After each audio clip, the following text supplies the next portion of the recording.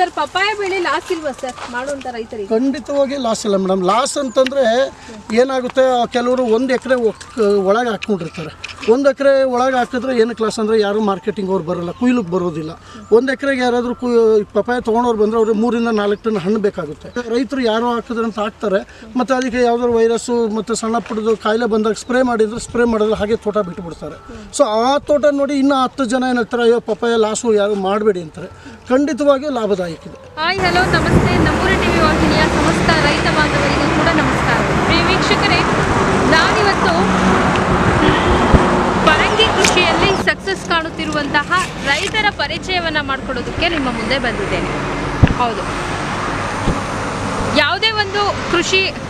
ಯಾವುದೇ ಒಂದು ಬೆಳೆಯನ್ನು ಬೆಳೆಯಬೇಕಾದ್ರೆ ಮೊದಲು ಆ ಬೆಳೆ ಬಗ್ಗೆ ತಿಳ್ಕೋಬೇಕು, ಜೊತೆಗೆ ಆಸಕ್ತಿ ಇರಬೇಕು, ಆಮೇಲೆ ಶ್ರದ್ಧೆ ಇರಬೇಕು, ಶ್ರಮ ಇರಬೇಕು. ಇದಿಷ್ಟು ಇದ್ದಾಗ ಆ ಒಂದು ಕೆಲಸದಲ್ಲಿ ಸಕ್ಸಸ್ ಕಾಣ್ಬೋದು ಅನ್ನೋದಕ್ಕೆ ನಾನಿವತ್ತು ಒಬ್ಬರು ಮಾದರಿ ರೈತರ ಪರಿಚಯವನ್ನು ಮಾಡಿಕೊಡೋದಕ್ಕೆ ಬಂದಿದ್ದೇನೆ. ಅದಕ್ಕೂ ಮೊದಲು ನೀವಿನ್ನು ನಮ್ಮ ಚಾನಲ್ಗೆ ಸಬ್ಸ್ಕ್ರೈಬರ್ ಆಗಿಲ್ಲ ಅಂತಂದರೆ ಈ ಕೂಡಲೇ ಸಬ್ಸ್ಕ್ರೈಬರ್ ಆಗಿ ಇಷ್ಟು ಅದ್ಭುತವಾಗಿ ಪರಂಗಿ ಕೃಷಿಯನ್ನು ಮಾಡುತ್ತಿರುವಂತಹ ರೈತರ ಪರಿಚಯವನ್ನು ತಿಳ್ಕೊಳ್ಳೋಣ ಬನ್ನಿ.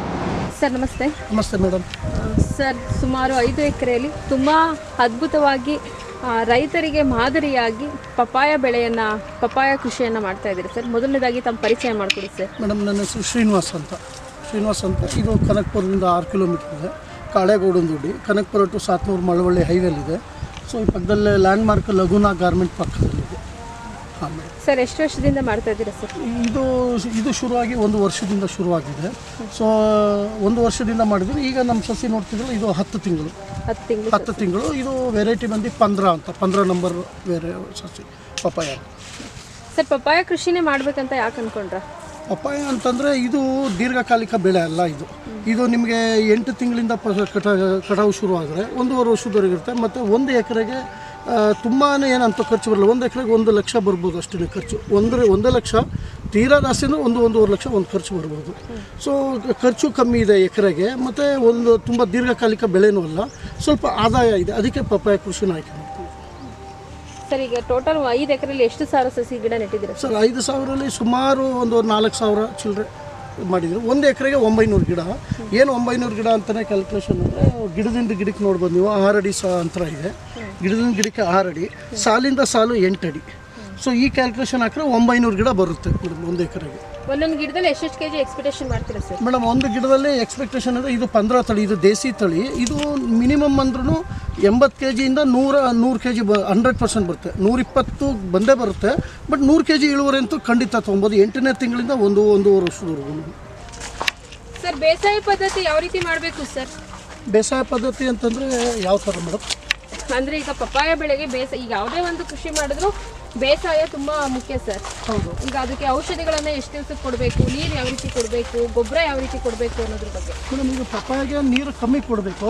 ಪಪಾಯ ಜಾಸ್ತಿ ನೀರು ಕೇಳೋದಿಲ್ಲ, ಆದಷ್ಟು ಕಮ್ಮಿ ಕೊಡಬೇಕಿದು. ನೀರು ನಿಮ್ಮ ಕಂಟ್ರೋಲಲ್ಲೇ ಇರಬೇಕು. ಸೊ ಆಮೇಲೆ ಇದು ಸ್ಪ್ರೇ ಬಂದು ತಿಂಗಳಿಗೆ 3 ಸತಿ ಸ್ಪ್ರೇ ಮಾಡ್ತಾ ಇರಬೇಕು ನೀವು. ಔಷಧಿ ಸಿಂಪರಣೆ ಔಷಧಿ ಕಾಲಕ್ಕೆ ಮೇಡಮ್. ಇವಾಗ ಗಿಡ ನಾಟಿ ಮಾಡಿದಾಗ ಬೇರು ಬಿಡೋದಕ್ಕೆ, ಸೊ ಎಲೆಗಳ ಬೆಳವಣಿಗೆಗೆ, ಕಾಂಡ ದಪ್ಪ ಆಗೋದಕ್ಕೆ ಹಂತವಾಗಿ ಇರುತ್ತೆ.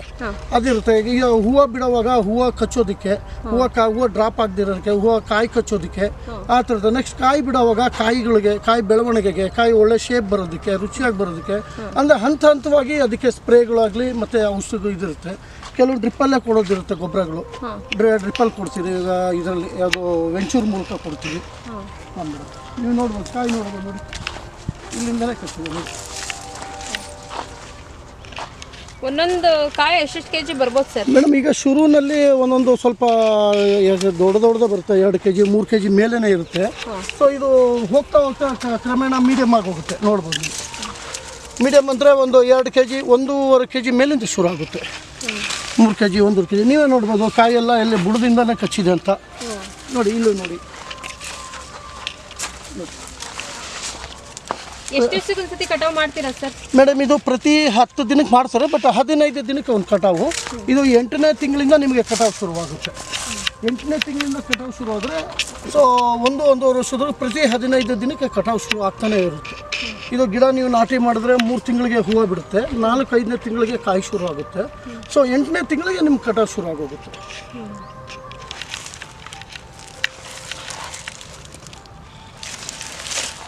ನೋಡಿ ಎಲ್ಲ ಗಿಡಗಳು ನೋಡಿ ನಿಮಗೆ ಕೆಳಗಡೆಯಿಂದನೇ ಕಾಯಿ ಕಚ್ಚಿದೆ. ಸರ್ ಪಪ್ಪಾಯ ಬೆಳೆ ಲಾಸ್ ಇಲ್ವಾ ಸರ್ ಮಾಡುವಂಥ ರೈತರಿಗೆ? ಖಂಡಿತವಾಗಿ ಲಾಸ್ ಇಲ್ಲ ಮೇಡಮ್. ಲಾಸ್ ಅಂತಂದರೆ ಏನಾಗುತ್ತೆ, ಕೆಲವರು 1 ಎಕರೆ ಒಳಗೆ ಹಾಕ್ಕೊಂಡಿರ್ತಾರೆ. 1 ಎಕರೆ ಒಳಗೆ ಹಾಕಿದ್ರೆ ಏನಕ್ಕೆ ಲಾಸ್ ಅಂದರೆ ಯಾರು ಮಾರ್ಕೆಟಿಂಗ್ ಅವ್ರು ಬರೋಲ್ಲ, ಕುಯ್ಲಿಕ್ಕೆ ಬರೋದಿಲ್ಲ. 1 ಎಕರೆಗೆ ಯಾರಾದರೂ ಪಪ್ಪಾಯ ತೊಗೊಂಡವ್ರು ಬಂದರೆ ಅವ್ರಿಗೆ 3-4 ಟನ್ ಹಣ್ಣು ಬೇಕಾಗುತ್ತೆ. ಬರೀ 1000 ಗಿಡ 500 ಗಿಡ ಹಾಕಿದ್ರೆ ಅವರು ಬರೋದಿಲ್ಲ, ಲಾಸ್ ಆಗುತ್ತೆ. ಆಮೇಲೆ ತಳಿ ಆಯ್ಕೆನೂ ಮುಖ್ಯ. ಇವಾಗ ಏನು ತಳಿ ತೊಗೊತಾರಲ್ವ, ಈಗ ಕೆಲವೊಂದು ಇದಾದರೆ ಹೆಸರು ಬೇಡಿ ಬಂದಾಗ ಅದು ವೈರಸ್ ಬಂದುಬಿಡುತ್ತೆ, ಫುಲ್ ತೋಟ ಬರುತ್ತೆ, ಕಂಟ್ರೋಲ್ ಆಗೋದಿಲ್ಲ ನಿಮಗೆ. ಸೊ ಸಸಿ ಆಯ್ಕೆ ತೊಗೊಳ್ಬೇಕು ಮತ್ತು ಮೇಂಟೈನ್ ಮಾಡೋಕ್ಕೆ. ಇವಾಗ ರೈತರು ಯಾರೋ ಹಾಕಿದ್ರೆ ಅಂತ ಹಾಕ್ತಾರೆ, ಮತ್ತು ಅದಕ್ಕೆ ಯಾವುದಾದ್ರು ವೈರಸ್ಸು ಮತ್ತು ಸಣ್ಣ ಪುಟ್ಟದು ಕಾಯಿಲೆ ಬಂದಾಗ ಸ್ಪ್ರೇ ಮಾಡಿದ್ರೆ ಹಾಗೆ ತೋಟ ಬಿಟ್ಟುಬಿಡ್ತಾರೆ. ಸೊ ಆ ತೋಟ ನೋಡಿ ಇನ್ನೂ 10 ಜನ ಏನು ಹೇಳ್ತಾರೆ, ಅಯ್ಯೋ ಪಪ್ಪಾಯ ಲಾಸು ಯಾರು ಮಾಡಬೇಡಿ ಅಂತಾರೆ. ಖಂಡಿತವಾಗಿಯೂ ಲಾಭದಾಯಕ ಇದೆ. ನಿಮಗೆ ಒಂದು ಸಸಿ ನಾನು ಹೇಳಿದ್ನಲ್ಲ, 1 ಎಕರೆಗೆ 900 ಗಿಡ ಕೂರುತ್ತಂದರೆ ಸೊ ಸರಾಸರಿ ನಿಮಗೆ 1 ಲಕ್ಷ ಖರ್ಚಿದೆ. ಡ್ರಿಪ್ ನಿಮಗೆ ಸಬ್ಸಿಡಿ ಸಿಗುತ್ತೆ, 80% ತೋಟಗಾರಿಕೆ ಇಲಾಖೆ ಅಂತ ಸಿಗುತ್ತೆ ನಿಮಗೆ. ಇದಕ್ಕೆ 1 ಲಕ್ಷ ಖರ್ಚು ಅಂದರೆ ಒಂದು ಗಿಡಕ್ಕೆ ಅಂದಾಜು ನಿಮಗೆ 100 ರೂಪಾಯಿ ಖರ್ಚು ಬರುತ್ತೆ. ಸೊ ಒಂದು ಗಿಡ ಸರಾಸರಿ 80ರಿಂದ 100 kg ಬರುತ್ತೆ. 100 kgಗೆ ನಿಮಗೆ ಆವ್ರೇಜ್ 8 ರೂಪಾಯಿಂದ 10 ರೂಪಾಯಿ ರೇಟ್ ಅಂತಂದ್ರೂ ಕೂಡ ಒಂದು 1000 ರೂಪಾಯಿ ಬರುತ್ತೆ ಒಂದು ಗಿಡದಿಂದ ಅಂದ್ಕೊಳ್ಳಿ. ನೀವು ಹಾಕಿರೋ ಬಂಡವಾಳ 100 ರೂಪಾಯಿ ತೆಗೆದ್ರೆ ಇನ್ನು 900 ರೂಪಾಯಿ. 900 ರೂಪಾಯಿ ಬೇಡ, ನಿಮ್ಮ ಅಸಲು ತೆಗೆದ್ಬಿಟ್ಟು 1 ಎಕರೆಗೆ 5 ಲಕ್ಷ ಅಂತೂ ಗ್ಯಾರಂಟಿ, 100% ಗ್ಯಾರಂಟಿ. ಯಾಕಂದರೆ ರೇಟು ನಿಮಗೆ ಬೇಸಿಗೆ ಮಾವಿನಕಾಯಿ ಈಗ ಸಮ್ಮರಲ್ಲಿ ಬೇಸಿಗೆ ಕಾಲದಲ್ಲಿ ಬೇವು ಇದು ಮಾವು ಮತ್ತು ಕಲ್ಲಂಗಡಿ ಹಣ್ಣು, ಕರ್ಬೂಜ ಹಣ್ಣು, ದ್ರಾಕ್ಷಿ ಹಣ್ಣು ಇರುತ್ತೆ, ಮತ್ತು ಸ್ಕೂಲ್ ರಜೆ ಇರುತ್ತೆ, ಮತ್ತು ಪಪ್ಪಾಯ ಹೀಟ್ ಬೇರೆ, ಬೇಸಿಗೆಯಲ್ಲಿ ಹೀಟ್ ಯಾರು ತಿನ್ನೋದು ಇಲ್ಲ. ಸೊ ಹಾಗಾಗಿ ಸ್ವಲ್ಪ ರೇಟ್ ಡೌನ್ ಆಗುತ್ತೆ, 5, 6, 8 ಆಗುತ್ತೆ. ಸೊ ಬೇಸಿಗೆಗಾಲ ಶುರು ಮುಗಿದಾದ್ಮೇಲೆ 10, 12 ಶುರು ಆಗುತ್ತೆ. ಆಮೇಲೆ ರಂಜಾನಲ್ಲಿ 15ರಿಂದ 20 ರೂಪಾಯಿ ಆಗುತ್ತೆ. ಒಟ್ಟಾರೆ ಸರಾಸರಿ ರೇಟ್ ನಿಮಗೆ 8ರಿಂದ 10 ರೂಪಾಯಿ ಅಂತೂ ಗ್ಯಾರಂಟಿ ಇರುತ್ತೆ. ಇವಾಗ 10 ರೂಪಾಯಿ ಅಂದರೂ 100 kgಗೆ ಅಂದರೆ 1000 ರೂಪಾಯಿ ಆಗುತ್ತೆ. ನೀವು ಹಾಕಿರೋ 1 ಲಕ್ಷ ಅಂತಂದರೆ ಒಂದು ಗಿಡಕ್ಕೆ ಖರ್ಚು ಮಾಡಿರ್ತೀರ 100 ರೂಪಾಯಿ, 100-150 ರೂಪಾಯಿ ಮಾಡಿರ್ತೀರ. ಸೊ 800 ರೂಪಾಯಿನ 700 ರೂಪಾಯಿ ಅಂತೂ ಗ್ಯಾರಂಟಿ ಸಿಗುತ್ತೆ ಒಂದು ಗಿಡಕ್ಕೆ. 700 ಅಂದರೆ 1 ಎಕರೆಗೆ 7 ಲಕ್ಷ. 7 ಲಕ್ಷನ ಬೇಡ, 5 ಲಕ್ಷ ಅಂತೂ ಗ್ಯಾರಂಟಿ. ನಿಜವಾಗೂ ಕಷ್ಟಪಟ್ಟು ಮಾಡಿದ್ರೆ ಇದು ದೀರ್ಘಕಾಲಿಕ ಬೆಳೆ ಅಲ್ಲ. ಇದು 1-1.5 ವರ್ಷಲಾಗುತ್ತೆ. ಮತ್ತು ಕೈಗೆ ಎಟ್ಕೋ ಖರ್ಚು 1 ಲಕ್ಷ ರೂಪಾಯಿ ಆಗುತ್ತೆ. ಮಿನಿಮಮ್ ಮಾಡಿದ್ರೆ 2 ಎಕರೆ ಮಾಡಿ. 1 ಎಕರೆಗೆಲ್ಲ ಮಾಡಿ ನೀವು ಮಾರ್ಕೆಟಿಂಗು ಮಾಡೋಕ್ಕಾಗಲ್ಲ, ತೊಗೊಳೋರು ಯಾರೂ ಬರೋಲ್ಲ, ಲಾಸ್ ಮಾಡ್ಕೊಂಡು ಹೋಗ್ಬಿಡಿ. ಇವರು ಅರ್ಧ ಎಕರೆ 1 ಎಕರೆ ಮಾಡ್ತಾರೆ, ಯಾರೂ ತೊಗೊಳಲ್ಲ, ಮಾರ್ಕೆಟಿಂಗ್ ಇಲ್ಲ ಅಂತ ಇವ್ರನ್ನ 10 ಜನ ನೋಡಿ ಪಪ್ಪಾಯ ಯಾರು ಹಾಕ್ಬೇಡಿ, ಮಾರ್ಕೆಟಿಂಗ್ ಇಲ್ಲ, ರೇಟ್ ಇಲ್ಲ ಅಂತ ಹೇಳ್ತಾರೆ. ಸೊ ಅದು ಸೂಕ್ತ ಆಯ್ಕೆ ತೊಗೊಳ್ಬೇಕು. ಮತ್ತು ಸಸಿಗಳು ತೊಗೊಳೋವಾಗ ಸುಮ್ಮನೆ ಚೌಕಾಸಿ ಮಾಡೋಕ್ಕೆ ಹೋಗಬಾರ್ದು. ಯಾರ ಹತ್ರ 1 ರೂಪಾಯಿ 2 ರೂಪಾಯಿ ಚೌಕಾಸಿ ಮಾಡಿ ತುಂಬ ಗುಣಮಟ್ಟ ಇಲ್ದಿದ್ದ ಸಸಿಗಳು ತೊಗೊಳ್ಬೇಡಿ.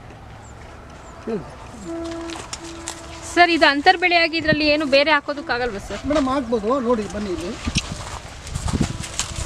ನಾವು ಸುಮ್ಮನೆ ಹಾಕಿದ್ವಿ ನೋಡಿ. ಅಂತರ ಬೆಳೆ ನಿಮಗೆ ಲಾಭ ಅನ್ನೋದಕ್ಕಿಂತ ಏನಾಗುತ್ತೆ, ಈ 6 ಅಡಿ ಗ್ಯಾಪ್ ಇರುತ್ತಲ್ಲ ಸಸಿಯಿಂದ ಸಸಿಗೆ, ಈ ಅಂತರದಲ್ಲಿ ಕಳೆ ಬರುತ್ತೆ. ತಿಂಗಳು ನಿಮಗೆ ಕಳೆಗೆ ಖರ್ಚು ಮಾಡಬೇಕು. ಅದ್ರ ಬದಲು ಶೇಂಗಾ ಅಂತಾರೆ, ಕಡಲೆ ಬೀಜ ಹಾಕ್ಕೊಂಡ್ರೆ ಸೊ ನಿಮಗೆ ಕಳೆನೂ ಬರೋದಿಲ್ಲ. 3 ತಿಂಗಳಿಗೆ ನಿಮಗೆ ಏನಾಗುತ್ತೆ, ಕಡಲೆಕಾಯಿ ಬರುತ್ತೆ. 3 ತಿಂಗಳಿಗೆ ಕಡಲೆಕಾಯಿ ಬರುತ್ತೆ. ಮತ್ತು ನಿಮಗೆ ಅದು ಒಣಗಿದ್ರೆ ಅದು ದನ ಹಸು ಇದಕ್ಕೆ ಮೇವು ಕೂಡ ಆಗುತ್ತೆ. ಮತ್ತು ಇದ್ರ ಸೆಂಟ್ರಲ್ಲಿ 1-2 ಚೆಂಡು ಹೂವು ಹಾಕ್ಕೊಂಡ್ರು ವೈರಸ್ಸು ಅದು ಕಮ್ಮಿನೂ ಆಗುತ್ತೆ. ಕಮ್ಮಿ ಆಗುತ್ತೆ. ಎಷ್ಟು ತಿಂಗಳಿಗೆ ಒಂದ್ಸತಿ ಔಷಧಿ ಸಿಂಪಡಣೆ ಮಾಡ್ತೀರಾ ಮೇಡಮ್? ತಿಂಗಳಿಗೆ 3 ಬಾರಿ ಇರುತ್ತೆ. ತಿಂಗಳಿಗೆ 3 ಸತಿ, ಒಂದು 10 ದಿನಕ್ಕೆ 3 ಸತಿ ಇರುತ್ತೆ. ಅಂದರೆ ರೋಗ ಬಂದ್ರೇ ಸ್ಪ್ರೇ ಮಾಡಬೇಕು ಅಂತಿಲ್ಲ, ಪ್ರಿಕಾಷನಾಗಿ ರೋಗ ಬರಬಾರ್ದು ಅಂತಲೂ ನಾವು ಸ್ಪ್ರೇ ಮಾಡ್ತಾ ಇರ್ತೀವಿ. ಸ್ಪ್ರೇ ಅಂದರೆ ಬರೀ ಕೀಟಗಳಿಗೆ ಹುಳಿಕೆ ಅಂತನಲ್ಲ, ಸೊ ಎಲೆಗಳ ಬೆಳವಣಿಗೆಗೆ ಮತ್ತು ನಿಮಗೆ ಹೂವು ಉದುರ್ದಿರೋ ಇರಲಿ ಅಂತ ಹೂವು ಕಾಯಿ ಕಚ್ಚೋದಕ್ಕೆ, ಮತ್ತು ಯಾವುದೇ ರೀತಿ ಕಾಯಿಲೆ ಬರಬಾರ್ದು ಅಂದ್ಬಿಟ್ಟು ಸ್ಪ್ರೇಗಳಿರುತ್ತೆ. ಸ್ಪ್ರೇನಲ್ಲಿ ಎಲ್ಲ ಬರೀ ಕೀಟನಾಶಕ ಅಂತನಲ್ಲ, ಇದಕ್ಕೆ ಮೈಕ್ರೋನ್ಯೂಟ್ರಿಯನ್ಸ್ ಇದಕ್ಕೂ ಇರುತ್ತೆ. ಇದ್ರ ಬೆಳವಣಿಗೆಗೂ ಪೂರಕವಾಗಿರುವಂಥದ್ದು ಸ್ಪ್ರೇ. ಮೇಡಮ್ ಇನ್ನೂ ಹೈಟ್ ಬರುತ್ತೆ, ಅದು ನೀವು ವಾಟರ್ ಕಂಟ್ರೋಲ್ ಮಾಡ್ಕೊಬೇಕು. ಆ್ಯಕ್ಚುಲಿ ನೀರು ನೀವು ಹಿಡಿದು ಕೊಟ್ಟರಾಗ ನಿಮಗೆ ನೋಡಿ, ನಮ್ಮ ತೋಟ ಎಲ್ಲ ನೋಡಿದ್ರಲ್ಲ 5-6 ಅಡಿ ಇದೆ ಅಷ್ಟೇ. ಇಷ್ಟರಲ್ಲೇ ನಿಮಗೆ 10 kg 20 kg ಕಾಯಿ ಕಚ್ಚುತ್ತೆ. ಸೊ ಇದು ನೀವು ವಾಟರ್ ಮ್ಯಾನೇಜ್ಮೆಂಟ್ ಮೇಲೆ ಇದು ಡಿಪೆಂಡ್.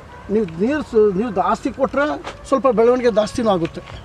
ನೀರು ಕಮ್ಮಿ ಕೊಡಬೇಕು. ನಿಮ್ಮಿಂದ ನೋಡಿ ಅಲ್ಲಿ ಮಣ್ಣಿಂದನೇ ಶುರು ಆಗಿದೆ ಕಾಯಿಗಳೆಲ್ಲ.